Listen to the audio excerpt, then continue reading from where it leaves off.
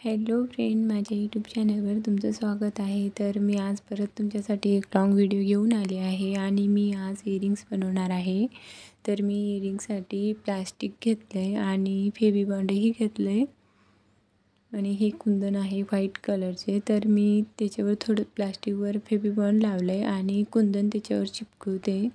थोडेसे हार्ड जातं चिपकवायला, म्हणजे एक लाईन यायला पाहिजे, नाहीतर मग ते चांगले दिसत नाही. मी 5 कुंदन लावले एका लाईनला. परत खाली तसंच प्रोसेस करते, म्हणजे मला 5 लाईन तयार करायचे आहेत. सेम लाईन म्हणजे तसंच घ्यायचं आहे आणि इकडे तिकडे झालं तर ते व्यवस्थित दिसत नाही आहे. हे बघा, म्हणजे चिपकून झाले. आता वरती 2 कुंदन चिपकवायचे. हे बघा, आणि अजून वरून एक कुंदन, म्हणजे ते इयरिंग्स आकार होऊन जाते. आता मी पर्ल चेन घेतली आणि पर्ल चेन पण चिपकून घेतली. आता मी याला कट करून घेते प्लास्टिकला. आता मी याच्यावर फेविबॉन्ड लावलं आहे. पूर्ण फेविबॉन्ड लावायचे, म्हणजे जाम चिपकल. मग हे इयरिंग्स हुक लावलं आहे आणि वरती इयरिंग स्टँड लावलं आहे, म्हणजे व्यवस्थित चिपकते फेविबॉन्डनं.